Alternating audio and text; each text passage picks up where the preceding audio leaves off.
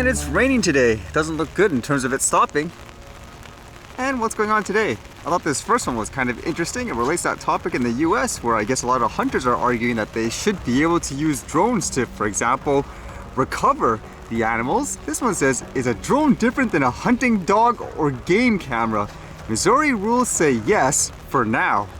As common and attainable as drones have become in recent years, they're no substitute for a tracking dog, binoculars, and a trail camera, not legally anyways. Hunters in most US states are prohibited from using drones to find or retrieve game, aligning with a 53-year-old federal fair chase law that bans the use of any aircraft to hunt or harass wildlife.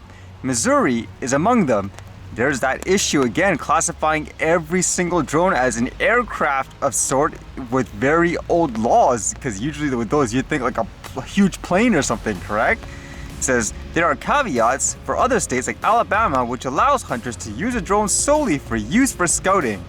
And it says the Missouri Department of Conservation said it's considering changes. However, after receiving many requests about using drone to track and recover wounded animals after they've been shot, MDC Deputy Chief Travis McLean has fielded much of the public feedback about drones, saying, quote, technology is advancing very rapidly and it often gets ahead of the current regulations.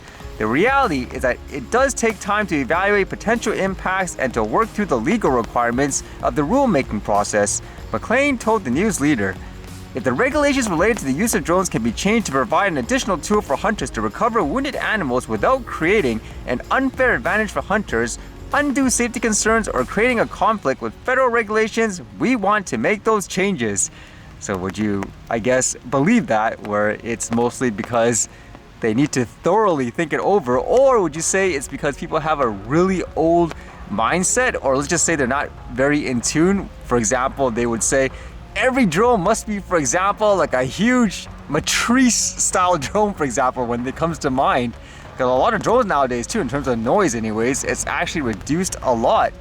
And as well, they talk about things, for example, like the current lawsuits that are underway, which I talked about before, saying a Michigan entrepreneur filed a federal lawsuit earlier this year against that state's Department of Natural Resources, challenging Michigan's bans of drone to locate already downed game.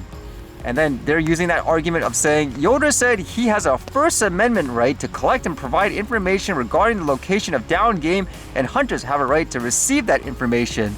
It's kind of interesting how a lot of people are actually using that reasoning. For example, saying things like it's a First Amendment right and all that. I still remember that other one I read and I talked about where there was a national park saying, nope, all drones are banned. But apparently it was deemed in specific areas, it's like your freedom of speech to be able to, I guess, document the place and so forth. So it's kind of interesting to see if that changes here anyways. And again, it makes you wonder if it's primarily because people just treat every single drone as a, quote, aircraft of sort, as if it's a huge manned aircraft, which it isn't.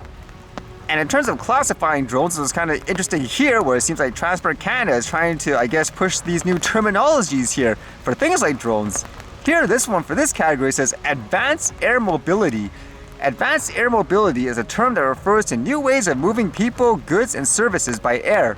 Advanced air mobility services fall into two categories: urban air mobility, which is carrying people or goods by air within cities such as by air taxi or drone, and regional air mobility, which is carrying people and goods to rural and remote communities. Services in these categories are being developed and tested in cities around the world. New technologies support these services, including electric vertical takeoff and landing aircraft and various drone systems. In the future, advanced air mobility could become an important part of our transportation system. Eventually, it's likely that some drones and passenger aircraft will fly even without pilots.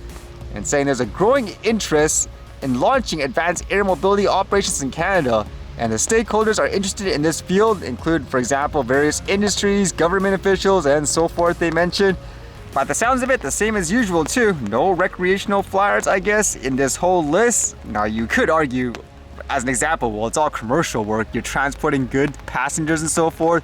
But some of the stuff, for example, let's just say if somebody wanted, like what I've seen recently with Halloween stuff, they just wanted to like do something fun in their house. They make a ghost-like, I guess, character on their drone and just flying it up in the air. Like, would you consider that as, quote, transportation, even though you're just flying it up and down with a little item on the drone? Because that would be my worry in terms of these regulations and stuff. They're usually so broad and generic, it doesn't distinguish between what you're using and how. I mean, there's a huge difference between doing that versus somebody trying to transfer like a kidney or something like that.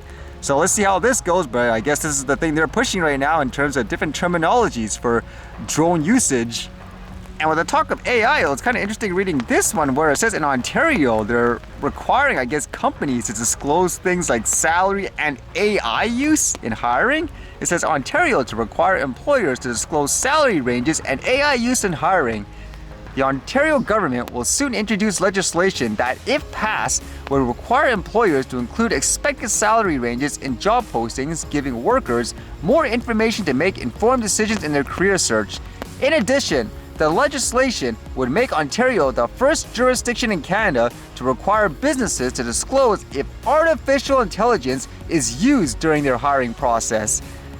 And it says, quote, "At a time when many companies are posting record profits, it is only fair they communicate transparently about how they pay workers," said David Piscini, Minister of Labour, Immigration, Training and Skill Development. And as the use of artificial intelligence in Ontario skyrockets, our government will continue to take action to ensure workers aren't excluded from the job market because of technological biases and that their privacy rights are protected. So it makes me wonder, what do you mean by that? I would assume, for example, maybe nowadays when people are sending in their digital applications, they're just using like a robot of sorts saying, screen out applicants for this type of, I guess, qualifications, certain types of wording maybe. So it'd be kind of interesting if this actually becomes law, because that is a talk too, whether or not certain AI, they should be biased in a certain way. Should they just be completely transparent? Let's see how that goes, but that is one category that's being regulated more, AI and all that, especially with more companies popping up with AI related services.